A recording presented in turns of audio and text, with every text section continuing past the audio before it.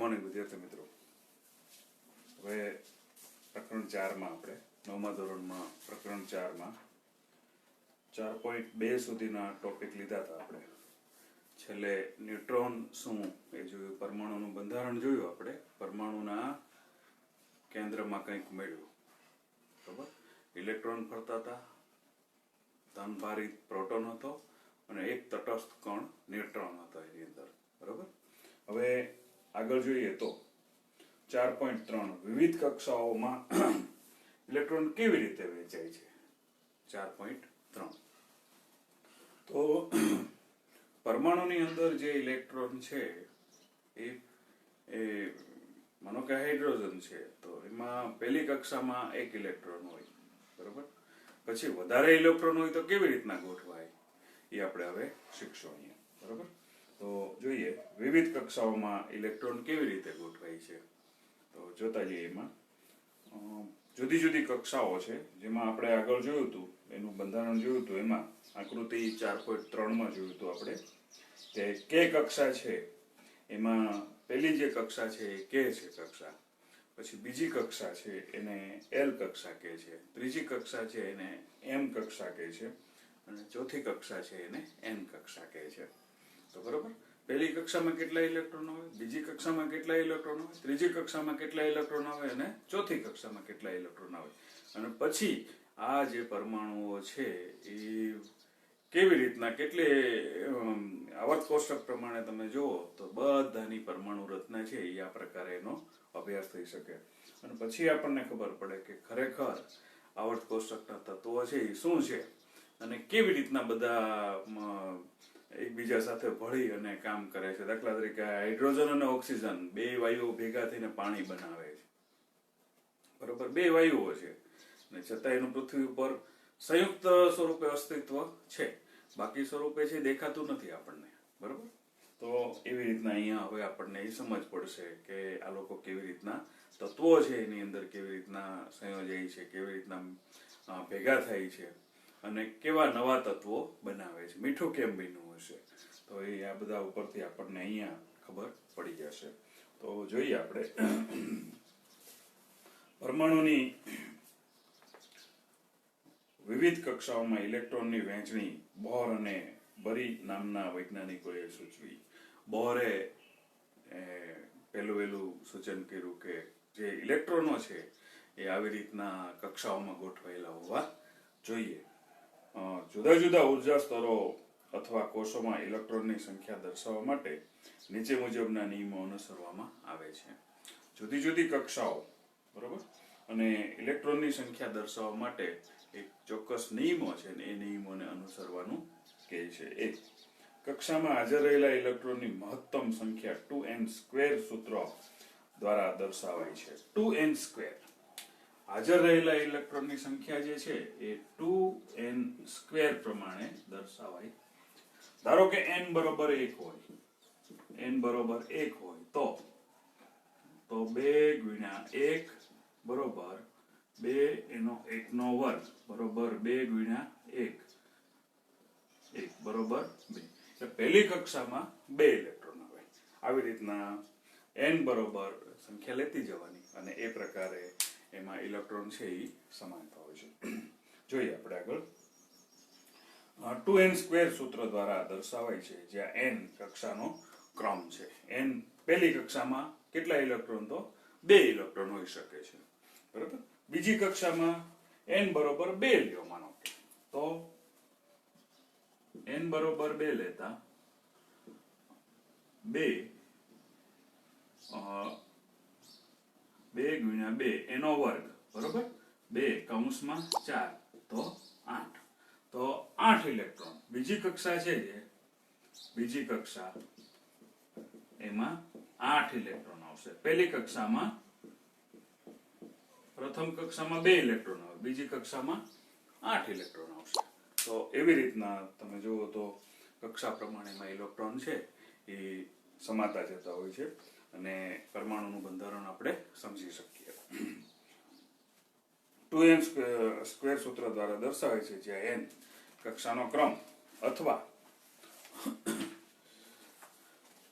અથવા ઉર્જા સ્તરનો ક્રમ 1 2 3 વગેરે છે.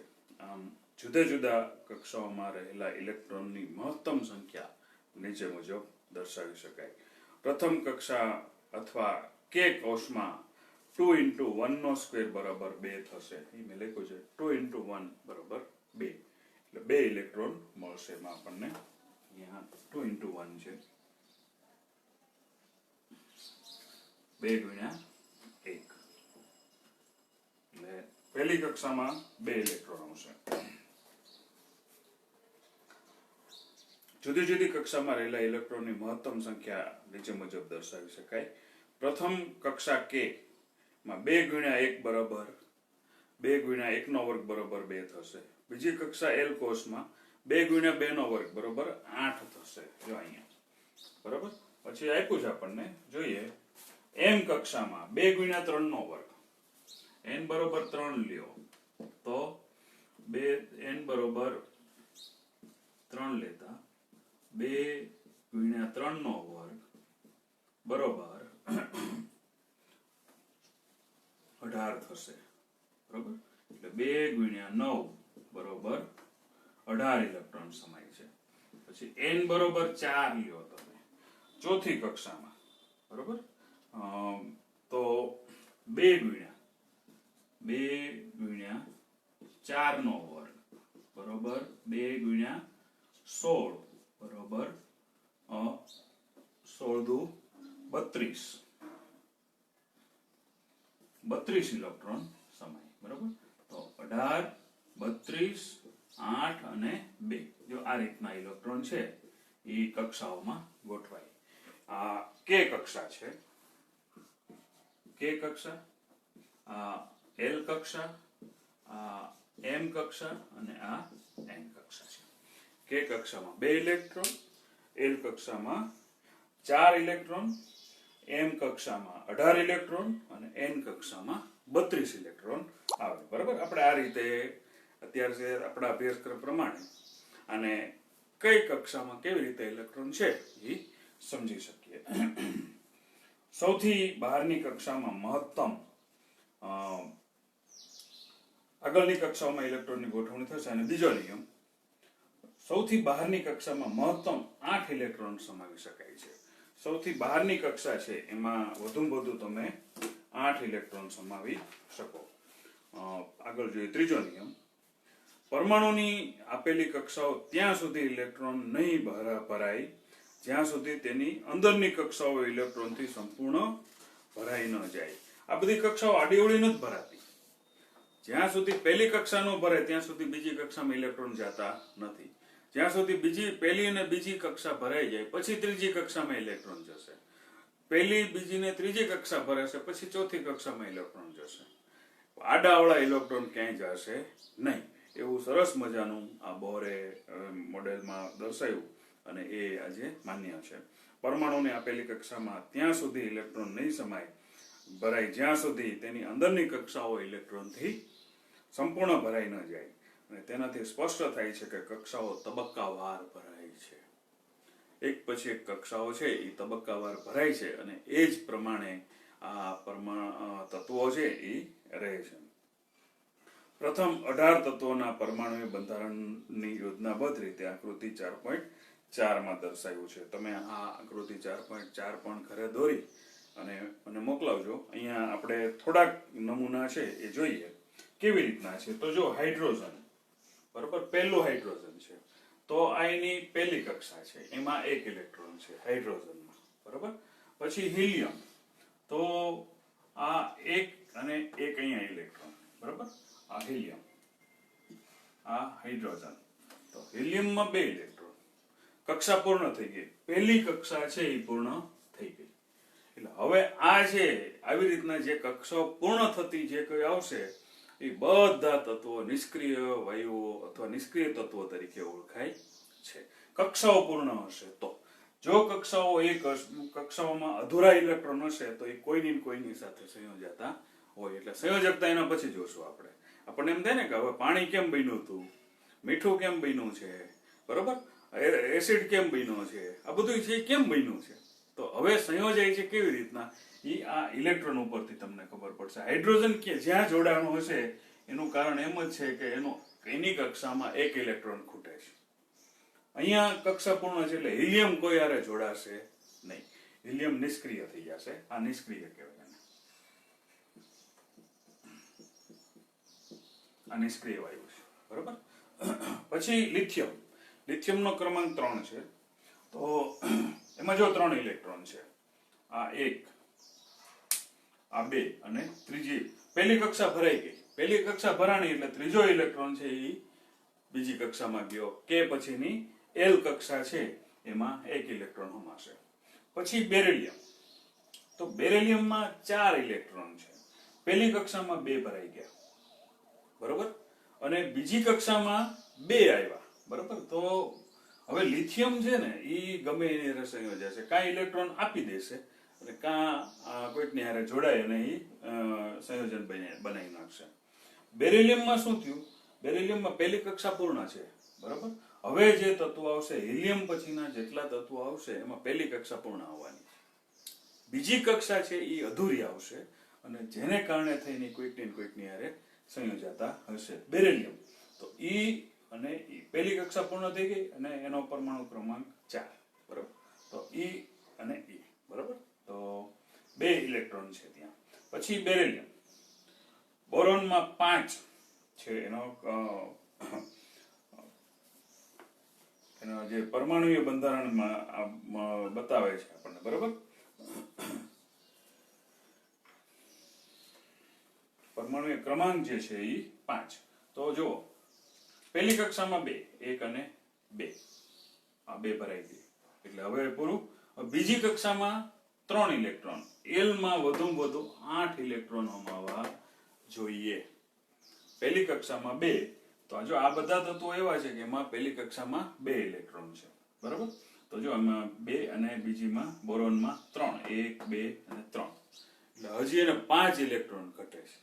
એટલે બોરોન પણ કોઈકની સાથે સંયોજાતું હશે. કાર્બન આપણું જાણીતું તત્વ. બરોબર.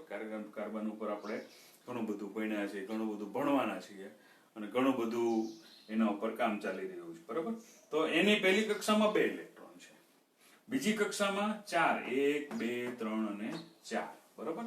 તો કાર્બનનો જે પરમાણુ ક્રમાંક છે એ 6 છે. તો એ 2 ઇલેક્ટ્રોન અને 4 આ 6. બરોબર. તો આ રીતે 6 છે. હવે આગળ તમે જોતા જાઓ તો ઓક્સિજન એના પછી નાઇટ્રોજન લઈએ. તો નાઇટ્રોજનમાં જુઓ તમે n બરોબર 7 છે. તો n બરોબર 1. પહેલી કક્ષામાં 2 ઇલેક્ટ્રોન. બીજી કક્ષામાં 1, 2, 3, 4, 5. બરોબર. તો જો નાઇટ્રોજન તરત સંયોજાય હજી છે. તો 5 ને 2 7. બરોબર. તો આ નાઇટ્રોજન પરમાણુ છે એનો પરમાણુ ક્રમાંક 7 છે અને એની પાસે પહેલી કક્ષામાં 2 ઇલેક્ટ્રોન, બીજી કક્ષામાં 7 ઇલેક્ટ્રોન છે. બીજી કક્ષામાં 5 ઇલેક્ટ્રોન છે. પછી ઓક્સિજન જે અત્યારે શ્વાસ લઈ રહ્યા છીએ. જેટલું મહત્વ કાર્બનનું છે એટલું જ ઓક્સિજનનું છે. આનું મહત્વ છે જ. બરોબર. ઓક્સિજન આપણો. તો ઓક્સિજનમાં કેન્દ્રમાં પહેલી કક્ષામાં કે કક્ષામાં 2 ઇલેક્ટ્રોન છે. બીજી કક્ષામાં 6 ઇલેક્ટ્રોન છે. એટલે 1, 2, 3, 4, 5 અને 6 ઇલેક્ટ્રોન. બરોબર. એટલે ઓક્સિજનનો પરમાણુ ક્રમાંક કેટલો? તો 8. બરોબર. તો ઓક્સિજનમાં 8 ઇલેક્ટ્રોન આવી રીતના સંયોજાયેલા છે. અહીંયા બીજી કક્ષામાં 8 ઇલેક્ટ્રોન હોવા જોઈએ, એની બદલે 6 છે. એટલે 2 હાઇડ્રોજન જોડાઈ જાય. આની પાસે 1 ઇલેક્ટ્રોન છે. એટલે 1 ઇલેક્ટ્રોન એ અહીંયા આવતો રહે અને બીજો 1 હાઇડ્રોજન છે એ અહીંયા આવતો રહે એટલે પાણી બની જાય. આની પાસે કેટલા ખૂટ્યા? આ 6 છે. જો 1, 2, 3, 4 અને 5. બીજી કક્ષામાં ઇલેક્ટ્રોન જોઈ કેટલા? 8 જોઈ. 6 છે એની પાસે. 2 હાઇડ્રોજન જો જોડાઈ જાય આની હારે, કેમ કે એની પાસે 1 જ છે, એક હખણો નહીં રહે. હખણો નહીં રહે એટલે જોડાશે એટલે પાણી બને છે. 2 હાઇડ્રોજન H2O આની અંદર હમાઈ જાય એટલે પાણી બની જાય.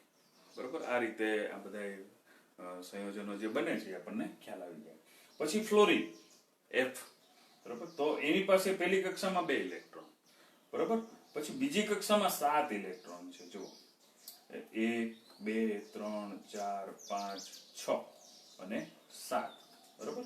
ફ્લોરિન પાસે બીજી કક્ષામાં 7 ઇલેક્ટ્રોન છે. 1 2 3 4 5 6 અને એટલે ફ્લોરિનને એક ખૂટે છે. એટલે હાઇડ્રોજન જેવા તત્વો છે એની હારે જોડાઈ શકે છે. બરોબર? કેમ કે એક ખૂટે છે. હવે એક જ્યાં કોઈ પણ ચાલે, હાઇડ્રોજન જ ચાલે એવું નથી, પણ કોઈ પણ તત્વોમાં એક ઇલેક્ટ્રોન એવો હોય કે જે આની સાથે જોડાઈ જાય તો એ સંયોજન બનાવી નાખે. નિયોન પહેલી કક્ષામાં કેટલા ઇલેક્ટ્રોન? 2. 1 અને 2 એટલે પહેલી કક્ષા પૂર્ણ. બીજી કક્ષામાં કેટલા ઇલેક્ટ્રોન? 1 2 3 4 5 6 7 અને 8 પૂરી કક્ષા થઈ ગઈ. તો આ છે ઈ પાછું આ અને આ અહીંયા આ રહ્યું ઈ પૂર્ણ કક્ષા થઈ જશે. આ નિષ્ક્રિય વાયુ થઈ ગયો. હિલિયમ નિષ્ક્રિય વાયુ, પછી આર્ગોન પહેલી કક્ષા પૂર્ણ. બરોબર? આ બીજી કક્ષામાં 8 ઇલેક્ટ્રોન આવી ગયા. એટલે હવે એને કોઈની હારે કઈ લેવા દેવા છે નહીં. આને કોઈની હારે કઈ લેવા દેવા થતું નથી. બરોબર? એટલે આવી આવર્ત કોષ્ટકમાં એક પાછળની આખી સિરીઝ છે આખી. બરોબર? Helium, neon, argon, krypton, radon અને ઝેનોન. આ તત્વોની કક્ષાઓ જે છે પૂર્ણ છે અને એને કારણે થઈને ક્યાંય સંયોજાતા નથી. બરોબર? તો અહીંયા પૂર્ણ થઈ ગયું. હવે બે કક્ષા જોઈએ આપણે. એના પછીની ત્રીજી કક્ષા છે એ જોઈએ. એમાં આગળ છે પછી સોડિયમ. બરોબર? તો સોડિયમમાં પહેલી કક્ષામાં 2 ઇલેક્ટ્રોન. બરોબર? બીજી કક્ષામાં 8 ઇલેક્ટ્રોન કમ્પ્લીટ. પહેલી અને બીજી કક્ષા અહીંયા પૂર્ણ થઈ ગઈ. નિયોન પછીના જે તત્વો આવે છે આવર્ત કોષ્ટકમાં એમાં પહેલી અને બીજી 2 કક્ષા પૂર્ણ આવશે. હવે ત્રીજી કક્ષા. ત્રીજી કક્ષામાં n બરોબર 18 ઇલેક્ટ્રોન હોવા જોઈએ. બરોબર? એટલે અંદર 2 12 8 10 અને ત્રીજી કક્ષામાં બીજા 8 ઇલેક્ટ્રોન હોમાશે. બરોબર? એટલે અહીંયા સોડિયમ પાસે 1 ઇલેક્ટ્રોન છે. હવે જુઓ આ સોડિયમ અને અહીંયા આની પાસે છેલ્લી કક્ષામાં એક જ, આની પહેલી કક્ષામાં 1 ઇલેક્ટ્રોન છે, આની છેલ્લી કક્ષામાં 1 ઇલેક્ટ્રોન છે. તો આ 1 ઇલેક્ટ્રોન એની ક્યાંય હકણા ન રહે, એ તરત ને તરત જોડાશે. એટલે સોડિયમ એકલું રહી શકતું નથી. જો મીઠું એટલે ઝડપથી પી નાખશે. બરોબર? સોડિયમ NaCl ક્લોરીનની આવશે આગળ, તો એને પાસે 1 ઇલેક્ટ્રોન છે, ફટ દઈને છોડી દેશે. અહીંયા ફટ દઈને કાં જોડાઈ જશે કાં મેળવી લેશે. બરોબર? એટલે અહીંયા સોડિયમ છે એ 1 ઇલેક્ટ્રોન મુક્ત કરી નાખશે. એટલે 10 અને 1 11. તો સોડિયમનો પરમાણુ ક્રમાંક કેટલો છે? 11 છે. પછી મેગ્નેશિયમ. આમાં એમ જ થશે. જો પહેલી કક્ષામાં 2 ઇલેક્ટ્રોન, બીજી કક્ષામાં 8 ઇલેક્ટ્રોન, એટલે 2 કક્ષા પૂર્ણ છે. ત્રીજી કક્ષામાં 8 હોવા જોઈએ, એની બદલે 2 જ છે, 1 અને 2. બરોબર? 2 જ ઇલેક્ટ્રોન છે એની પાસે, 1 અને 2. તો મેગ્નેશિયમ છે એ પણ આવી રીતના સંયોજાશે કોઈ પણની સાથે. બરોબર? એટલે એ રીતે આ પણ એવી રીતના છે. હવે મેગ્નેશિયમ પછી એલ્યુમિનિયમ છે. તો અહીંયા જગ્યા નથી એટલે મેં નથી લખ્યા, પણ એલ્યુમિનિયમ છે એની પહેલી કક્ષામાં 2 ઇલેક્ટ્રોન, બીજી કક્ષામાં પૂર્ણ છે, 8 કક્ષા 8 8 પૂર્ણ છે. તો એલ્યુમિનિયમમાં એના પછી 13 ઇલેક્ટ્રોન છે. બરોબર? તો એમાં એની ત્રીજી કક્ષા છે, એમાં 3 ઇલેક્ટ્રોન આવશે. તો પહેલી કક્ષા 2, બીજી કક્ષામાં 8 અને ત્રીજી કક્ષામાં 3. 8 ને 2 10 ને 3 13 થઈ ગયા. બરોબર? પછી સિલિકોન આવશે. બરોબર? તો સિલિકોનમાં શું થશે? એનો પરમાણુ ક્રમાંક સોડિયમ, એલ્યુમિનિયમ, સિલિકોન, એનો પરમાણુ ક્રમાંક 14. બરોબર? તો પહેલી કક્ષામાં 2 ઇલેક્ટ્રોન, બીજી કક્ષામાં 8 ઇલેક્ટ્રોન, ત્રીજી કક્ષામાં 4 ઇલેક્ટ્રોન આવશે. બરોબર? એટલે એ પ્રકારે સિલિકોનની ઇલેક્ટ્રોન રચના થશે. પછી P ફોસ્ફરસ. બરોબર? તો ફોસ્ફરસનો પરમાણુ ક્રમાંક 15 છે. તો એની પહેલી કક્ષામાં 2 ઇલેક્ટ્રોન, બીજી કક્ષામાં 8 ઇલેક્ટ્રોન, ત્રીજી કક્ષામાં 5 ઇલેક્ટ્રોન થઈ ગયા. બરોબર? તો એ પ્રકારે વહેંચાશે. પછી સલ્ફર ઝડપથી સળગે, ઓલો છે સક્રિય છે. બરોબર? સલ્ફર. તો સલ્ફરમાં પહેલી કક્ષામાં 2 ઇલેક્ટ્રોન, બરોબર, બીજી કક્ષામાં 8 ઇલેક્ટ્રોન, ત્રીજી કક્ષામાં 6 ઇલેક્ટ્રોન થશે. એટલે 16 થઈ ગયો પરમાણુ ક્રમાંક એનો. પછી ક્લોરીન. જો ક્લોરીન આવ્યું તો એની પહેલી કક્ષામાં 2 ઇલેક્ટ્રોન, બીજી કક્ષામાં 8 ઇલેક્ટ્રોન 10 અને ક્લોરીન 7. બરોબર? છેલ્લી કક્ષામાં 7 ઇલેક્ટ્રોન છે ક્લોરીન પાસે. 7 છે અને આ સોડિયમનો 1 મળી જાય એને, એટલે NaCl બની જાય, એટલે મીઠું એમ ફડાકે બની જાય છે. જેમ પાણી ફડાકે બન્યું અહીંયા આ બેને જોડે, એમ સોડિયમ અને ક્લોરીન આની પાસે એક ઇલેક્ટ્રોન છે, ક્લોરીન ને એક ઇલેક્ટ્રોન ખૂટે છે, બહુ ઝડપથી સંયોજાશે બે અને NaCl બન્યું. બરોબર, આ રીતે મીઠું છે પહેલી વખત બને છે. તો એ પ્રકારે ક્લોરીન છે. અને છેલ્લે આર્ગોન, એની પહેલી કક્ષામાં 2 ઇલેક્ટ્રોન, બીજી કક્ષામાં 8 ઇલેક્ટ્રોન, ત્રીજી કક્ષામાં પણ 8 ઇલેક્ટ્રોન. તો જો પહેલી કક્ષામાં 2 ઇલેક્ટ્રોન, બીજી કક્ષામાં 8 ઇલેક્ટ્રોન, 1 2 3 4 5 6 7 અને 8. ત્રીજી કક્ષામાં અહીંથી જોઈએ 1 2 3 4 5 6 7 અને 8. બરોબર, તો 8 ઇલેક્ટ્રોન છે આવી રીતના, 3 ને 3 6 આર્ગોન. બરોબર, એટલે એ 8 અષ્ટક છે એ પૂર્ણ કરી નાખશે. આવી રીતના 8 ઇલેક્ટ્રોન છે, 1 2 3 4 5 6 7 અને 8 આર્ગોન. બરોબર, આર્ગોનની બધી કક્ષા પૂર્ણ થઈ ગઈ, એટલે 18 ઇલેક્ટ્રોન થઈ ગયા. એટલે M કક્ષા છે એ પૂર્ણ થઈ ગઈ. પહેલી કક્ષા પૂર્ણ હોય એવો આવડવા છે હિલિયમ, પહેલી અને બીજી કક્ષા પૂર્ણ હોય એવો નિયોન છે, પહેલી બીજી ને ત્રીજી કક્ષા પૂર્ણ હોય એવો આર્ગોન છે. બરોબર, આ રીતે. તો આ રીતે નિષ્ક્રિય વાયુઓ છે અહીંયા છે એ હવે આ કોઈની સાથે પ્રક્રિયા કરશે ને, એની 3 કક્ષાઓ પૂર્ણ ભરાયેલી છે ઇલેક્ટ્રોનથી, એટલે મૂવમેન્ટ કરશે નહીં. તો આ રીતે તમે આગળ જોતા જાઓ તો એ પ્રકારે આપણને અહીંથી નિયોન સુધીના, આર્ગોન સુધીની ઇલેક્ટ્રોન રચના આપી છે, જે તમે પણ સરસ રીતે પાઠ્યપુસ્તકમાંથી જોઈ અને સરસ મજાની આકૃતિ બનાવી અને મને મોકલાવજો એ રીતે. બરોબર, તો આ રીતે બધા તત્વો છે એ સંયોજાય છે. હવે એના પછી જોઈએ પ્રવૃત્તિ 4.2. પ્રથમ 18 તત્વોની ઇલેક્ટ્રોનની રચના દર્શાવતો સ્થિર પરમાણુય નમૂનો તૈયાર કરો. બરોબર, પ્રથમ 18 તત્વોના પરમાણુઓની રચના કોષ્ટક 4.1 માં દર્શાવેલી છે. આપણે આ કોષ્ટક 4.1 છે એમાં આ બધી રચનાઓ છે એ દર્શાવવામાં આવેલી છે. તો એ જોઈએ આપણે આખી. પ્રથમ 18 તત્વોની ઇલેક્ટ્રોનની રચના દર્શાવતો સ્થિર નમૂનો તૈયાર કરો એમ કહે છે આપણને. તો કોષ્ટક 4.1 છે એ જોઈ લઈએ પહેલા.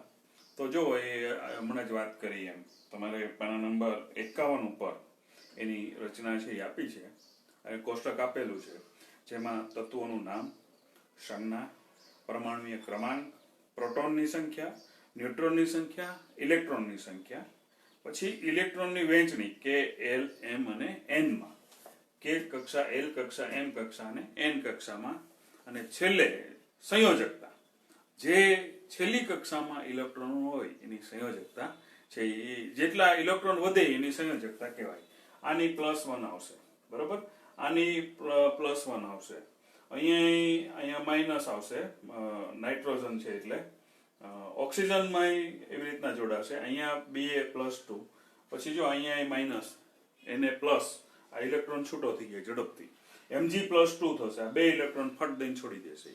બરોબર, તો સંયોજકતા છે એ આપણને છેલ્લા ખાનામાં આપી છે, અને એ પ્રકારે તત્વો છે એ જોડાય છે, અને જેની કક્ષા પૂર્ણ થઈ ગઈ છે ત્યાં શૂન્ય લખેલું છે. તો જોઈએ આપણે હાઇડ્રોજન H. બરોબર, પરમાણુય ક્રમાંક 1, પ્રોટોનની સંખ્યા 1, ન્યુટ્રોનની સંખ્યા દર્શાવી નથી, ઇલેક્ટ્રોનની સંખ્યા 1, અને ઇલેક્ટ્રોનની કક્ષામાં પહેલી કક્ષામાં 1 ઇલેક્ટ્રોન હોય છે, અને સંયોજકતા એની 1 છે. હિલિયમ. બરાબર, He, એની પરમાણુય ક્રમાંક 2, પ્રોટોનની સંખ્યા 2, ન્યુટ્રોનની સંખ્યા 2, ઇલેક્ટ્રોનની સંખ્યા 2, અને ઇલેક્ટ્રોનની વહેંચણી પહેલી કક્ષા આખી ભરાઈ ગઈ. બરાબર, અહીંયા આ રહી 2 કક્ષા ભરાઈ ગઈ છે, એટલે એની સંયોજકતા છે એ શૂન્ય થઈ જાય. બરાબર, આ કોઈની સાથે, મેં કીધું એમ, એ કોઈની સાથે જોડાતા નથી. Lithium Li3. બરાબર, એમાં પરમાણુય ક્રમાંક 3, પ્રોટોનની સંખ્યા 3, ન્યુટ્રોનની સંખ્યા 4 છે. બરાબર, ઇલેક્ટ્રોનની સંખ્યા 3 છે, અને પહેલી કક્ષામાં 2 ઇલેક્ટ્રોન, બીજી કક્ષામાં 1 ઇલેક્ટ્રોન, અને એની સંયોજકતા છે એ 1 છે. પછી બેરિલિયમ Be, પરમાણુય ક્રમાંક 4. બરાબર, પ્રોટોનની સંખ્યા 4, ન્યુટ્રોનની સંખ્યા 5, ઇલેક્ટ્રોનની સંખ્યા 4, તો ઇલેક્ટ્રોનની વહેંચણી પહેલી કક્ષામાં 2, બીજી કક્ષામાં 2, બરાબર? એટલે સંયોજકતા છે એની 2 થશે. બોરોન. બી, પહેલી કક્ષા પરમાણુ ક્રમાંક 5, પ્રોટોનની સંખ્યા 5, ન્યુટ્રોનની સંખ્યા 6, ઇલેક્ટ્રોનની સંખ્યા 5, ઇલેક્ટ્રોનની વહેંચણી પહેલી કક્ષામાં 2, બીજી કક્ષામાં 3, બરાબર? અને એની સંયોજકતા છે એ 3 થશે, +3. પછી કાર્બન 6, પરમાણુ ક્રમાંક 6, પ્રોટોનની સંખ્યા છે એ પણ 6, ન્યુટ્રોનની સંખ્યા 6, ઇલેક્ટ્રોનની સંખ્યા 6, પહેલી કક્ષામાં 2 ઇલેક્ટ્રોન, બીજી કક્ષામાં 4 ઇલેક્ટ્રોન, અને એની સંયોજકતા છે એ 4 થશે, બરાબર? પછી નાઇટ્રોજન N 7, પરમાણુ ક્રમાંક 7, પ્રોટોનની સંખ્યા 7, ન્યુટ્રોનની સંખ્યા 7, ઇલેક્ટ્રોનની સંખ્યા 7, પહેલી કક્ષામાં 2 ઇલેક્ટ્રોન, બીજી કક્ષામાં 5 ઇલેક્ટ્રોન, બરાબર? અને એને 3 ઇલેક્ટ્રોન ખૂટે છે, એટલે એની સંયોજકતા છે એ 3 થશે, +3. પછી ઓક્સિજન. ઓક્સિજનમાં પહેલી કક્ષામાં એનો પરમાણુ ક્રમાંક 8, પ્રોટોનની સંખ્યા 8, ન્યુટ્રોનની સંખ્યા 8, ઇલેક્ટ્રોનની સંખ્યા 8, પહેલી કક્ષામાં 2 ઇલેક્ટ્રોન, બીજી કક્ષામાં 6 ઇલેક્ટ્રોન, 6 ને 2 8, અને એની સંયોજકતા છે એ 2 થશે, બરાબર? તો 2 હાઇડ્રોજન જોડાય છે, જો H2O, બરાબર? એટલે જો ખબર પડી ગયા એના ઉપરથી આપણને કે આ સંયોજાય છે. સંયોજકતા મતલબ કેટલા બીજા તત્વો છે એની સાથે જોડાઈ શકે, એવા તત્વો હોય એ પ્રમાણે એનું નવું આપણને સંયોજન મળે છે, પરમાણુ મળે છે. પછી ફ્લોરિન F, એની પરમાણુ ક્રમાંક 9, પ્રોટોનની સંખ્યા 9, ન્યુટ્રોનની સંખ્યા 10 છે અહીંયા, બરાબર? અને ઇલેક્ટ્રોનની સંખ્યા છે 9 છે. ઇલેક્ટ્રોનની વહેંચણી પહેલી કક્ષામાં 2, બીજી કક્ષામાં 7, અને એની સંયોજકતા છે એ 1 છે, ફ્લોરિનની સંયોજકતા. પછી નિયોન, તો પરમાણુ ક્રમાંક 10, એનો પ્રોટોનની સંખ્યા છે 10, ન્યુટ્રોનની સંખ્યા છે 10, ઇલેક્ટ્રોનની સંખ્યા છે 10, ઇલેક્ટ્રોનની વહેંચણી 2 અને 8, પહેલી કક્ષામાં 2, બીજી કક્ષામાં 8 આવી પૂર્ણ કક્ષા થઈ ગઈ. એટલે એ પાછું હિલિયમની જેમ નિષ્ક્રિય બની જશે, જ્યાં 0 જ આવશે, સંયોજકતા એની રહેશે નહીં. જેની કક્ષાઓ પૂર્ણ થશે એ કોઈ સાથે પ્રક્રિયા કરતા નથી. પછી સોડિયમ Na 11, તો એનો પરમાણુ ક્રમાંક 11, પ્રોટોનની સંખ્યા 11, ન્યુટ્રોનની સંખ્યા 12, ઇલેક્ટ્રોનની સંખ્યા 11, પહેલી કક્ષામાં 2, બીજી કક્ષામાં 8, ત્રીજી કક્ષામાં 1, પહેલી કક્ષામાં 2, બીજી કક્ષામાં 8, ત્રીજી કક્ષામાં 1, બરાબર? આવી રીતના. એટલે આ તમને ચાર્ટ ઉપરથી જ ખ્યાલ આવી જશે, અને સંયોજકતા છે એ 1 છે.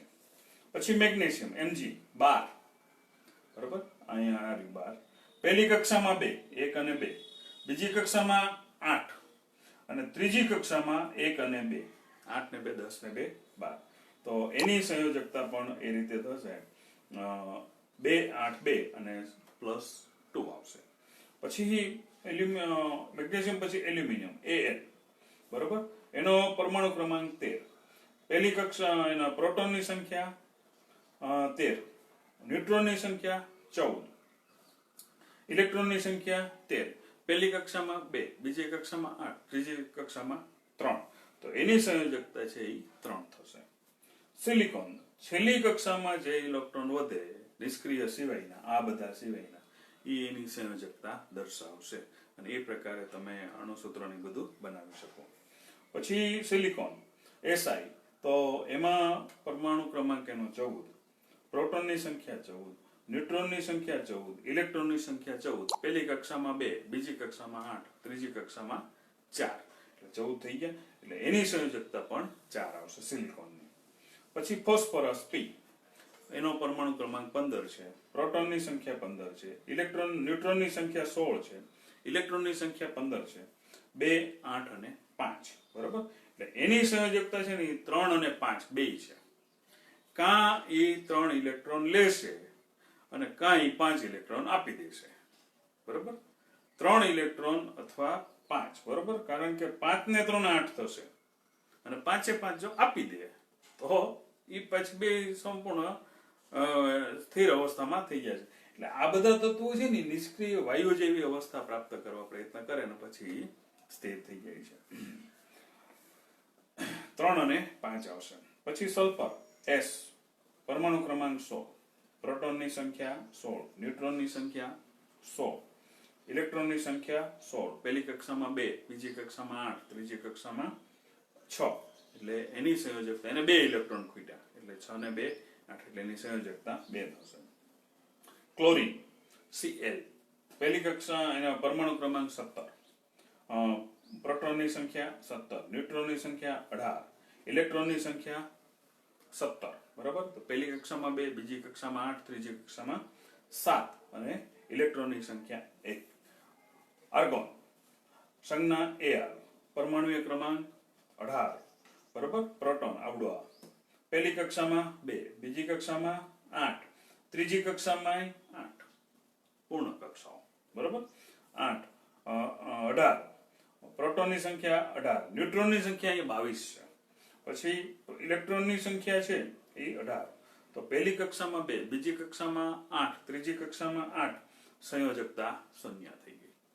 તો આ રીતે તમે આવર્ત કોષ્ટકમાં આગળ ચાલ્યા જાઓ. અહીં તો આપણને 1 થી 18 તત્વો જ આપ્યા છે, પણ આવા 118 તત્વો છે. હવે આવર્ત કોષ્ટકમાં એ પ્રમાણે ઇલેક્ટ્રોન રચનાઓ છે એ જોતા જાઓ. 109 તત્વો જે છે એવી રીતના, તો તમને આખું માળખું છે એ સરસ રીતે સમજાઈ જશે.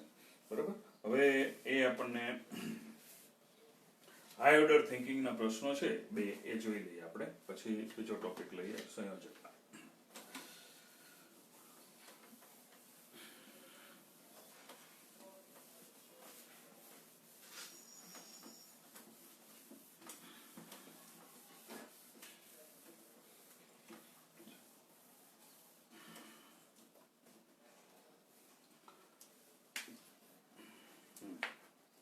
કાર્બન અને સોડિયમ પરમાણુમાં ઇલેક્ટ્રોનની વહેંચણી દર્શાવો.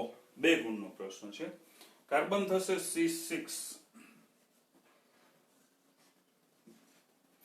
બરાબર.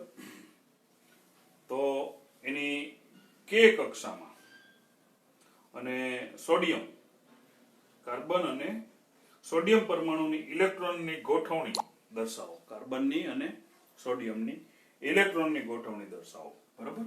અહીંયા સોડિયમ લઈએ આપણે. સોડિયમ. બરાબર. તો એની K કક્ષામાં 4, K કક્ષામાં 4 ઇલેક્ટ્રોન, L કક્ષામાં 2 ઇલેક્ટ્રોન છે. આની રચના થશે. બરાબર. 2 અને 4. અહીંયા 6 છે. બરાબર. એટલે એનો પરમાણુ ક્રમાંક કેટલો છે? 6 છે. પહેલી કક્ષામાં 2 ઇલેક્ટ્રોન, બીજી કક્ષામાં 4, K માં 2 આવશે, બીજી કક્ષામાં L માં 4 આવશે. હવે અહીંયા જોઈએ સોડિયમ. તો એનો પરમાણુ ક્રમાંક કોષ્ટકમાં જોઈ લો 4.1 માં. તો સોડિયમનો પરમાણુ ક્રમાંક કેટલો છે? 11. તો 2 8 1 આવશે. અહીંયા 2 8 અને 1, 8 ને 2 10 ને 1 11, અને એને છે એ અહીંયા 11 લખશું આપણે. તો અહીંયા K બરોબર 2, L બરોબર 8, 8 ને 2 10, L અને M બરોબર 1 આમ આવશે સંખ્યા એની. બરોબર. તો આ થઈ આની ઇલેક્ટ્રોન રચના, આ થઈ ઇલેક્ટ્રોન રચના. આ રીતે તમે ખાલી કોષ્ટક ઉપરથી કોઈ પણ તમને આવી રીતના પ્રશ્ન પૂછે તો તમે લખી શકો. પછી બીજું છે, બીજો પ્રશ્ન છે, કોઈ પરમાણુના K અને L કક્ષાઓ, L કોષ ઇલેક્ટ્રોનથી ભરાયેલા છે, તો તે પરમાણુમાં ઇલેક્ટ્રોનની સંખ્યા કેટલી હશે? બરોબર. K અને L કક્ષાઓ ઇલેક્ટ્રોનથી ભરાયેલી હોય તો તેની ઇલેક્ટ્રોન સંખ્યા કેટલી હોય? 8 ને 2 10. પહેલી કક્ષામાં 2, બીજી કક્ષામાં 8, K ભરાયેલી હોય અને L ભરાયેલી હોય તો 2 થઈને 10 થાય ને. તો એનો જવાબ આવશે કુલ ઇલેક્ટ્રોનની સંખ્યા 10. બરાબર. તો આ પ્રકારે તમે એના જવાબ છે એ આપી શકો છો. હવે સંયોજકતા જોઈએ 4.4 સંયોજકતા કેવી રીતના બધા જોડાય છે. તો હમણાં આપણે જોયું કોષ્ટક 4.4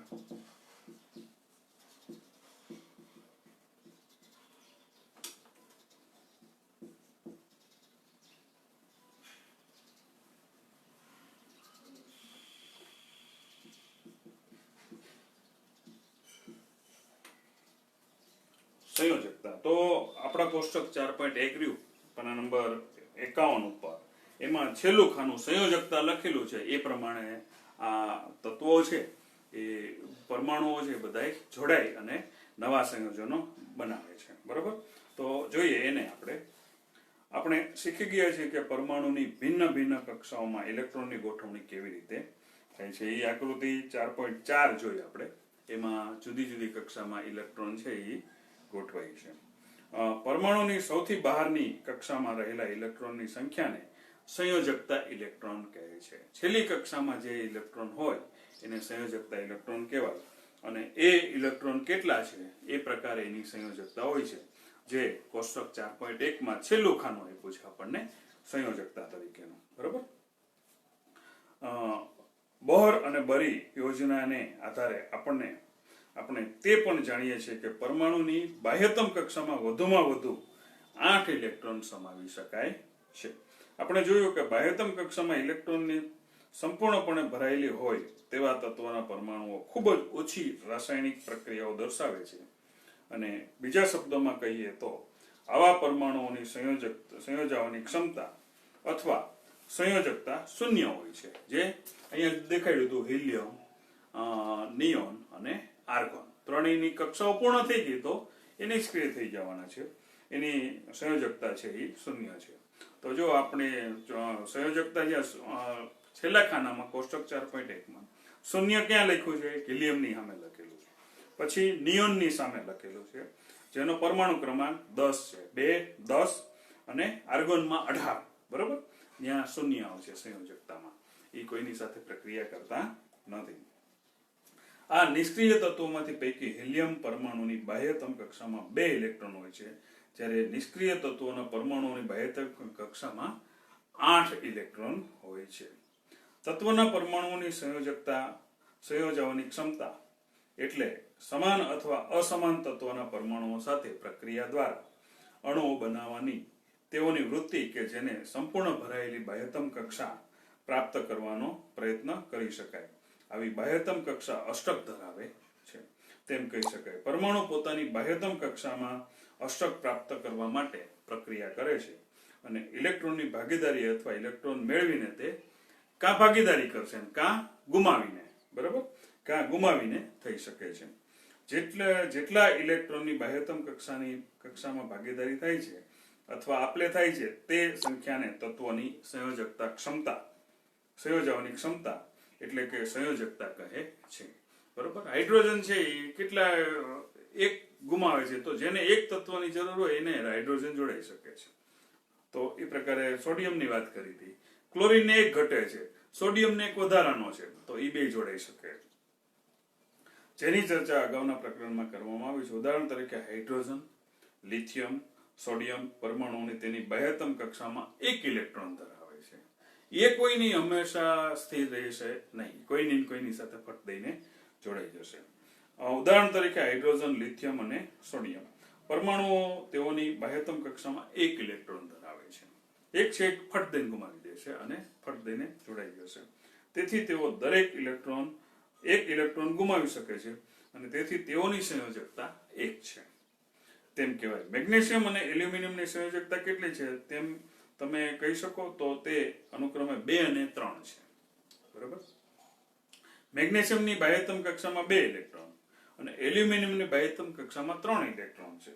જ્યારે પરમાણુની બાહ્યતમ કક્ષામાં ઇલેક્ટ્રોનની સંખ્યા તેની ક્ષમતા અનુસાર લગભગ મહત્તમ હોય ત્યારે સંયોજકતા જુદા જ પ્રકારે નક્કી થાય છે. ઉદાહરણ તરીકે ફ્લોરિન પરમાણુની બાહ્યતમ કક્ષામાં 7 ઇલેક્ટ્રોન છે, તો તેની સંયોજકતા 7 હોઈ શકે, પરંતુ તે ઇલેક્ટ્રોન ગુમાવવાને બદલે સહેલાઈથી 1 ઇલેક્ટ્રોન મેળવી લે છે, કેમ કે એને એક ઘટે છે ફ્લોરિનને. બરોબર. એક ઘટે છે એટલે ફટ દઈને મેળવી લેશે. અને એ સંયોજાશે. તેથી તેની સંયોજકતા અષ્ટકમાંથી 8માંથી 7 ઇલેક્ટ્રોન બાદ કરીને નક્કી કરવામાં આવે છે અને આ પ્રકારે ફ્લોરિનની સંયોજકતા 1 થાય છે. ઓક્સિજન માટે પણ તે જ રીતે સંયોજકતાની ગણતરી કરી શકાય છે. આ પ્રકારની ગણતરી દ્વારા તમે ઓક્સિજનની સંયોજકતા કેટલી મેળવશો, આ દરેક તત્વોના પરમાણુને સંયોજવા માટેની નિશ્ચિત ક્ષમતા ધરાવે છે, જેને સંયોજકતા કહે છે. પ્રથમ 18 તત્વોની સંયોજકતા આગળ દર્શાવેલા કોષ્ટક 4.1 ના છેલ્લા સ્તંભમાં આપેલી છે. મેં તમને કીધું એમ સંયોજકતા છે તમે આ કોષ્ટક 1 થી 18 તત્વો છે એ યાદ રાખી લો અને છેલ્લી કક્ષામાં છેલ્લા સ્તંભમાં આપેલા છે સંયોજકતા લખેલું છે, એમાં તમને કેટલા ઇલેક્ટ્રોન છે એ પ્રકારે કહી શકો તમે અને એની સંયોજકતા છે એ દર્શાવી શકો. 1 થી 18 તત્વોની આપી છે, એમાં 3 તત્વોની શૂન્ય છે, બરોબર, હિલિયમ, નિયોન અને આર્ગોન, બરોબર. તો આ પ્રકારે બાકીની 1 2 3 1 2 3 એમ જ આવશે બધામાં. એકમાં જ આવે છે 5, બરોબર, ફોસ્ફરસમાં 5 આવે છે. તો પછી સિલિકોનમાં 4 આવે છે, બાકી લગભગ 1 2 3 1 2 3 4 અને 5 સુધી છે. તો સંયોજકતા તમે આ રીતે કોષ્ટક 4.1 યાદ રાખો અને છેલ્લો સ્તંભ યાદ રાખો તો કેટલા આ જે તત્વો છે એ જોડાય અને નવું સંયોજન બનાવે, બરોબર. તો નેક્સ્ટ આપણે બીજા પીરિયડમાં મળીએ, એનો પ્રશ્ન અને એ પછી એનો એકમ છે એ પછી લઈએ આપણે.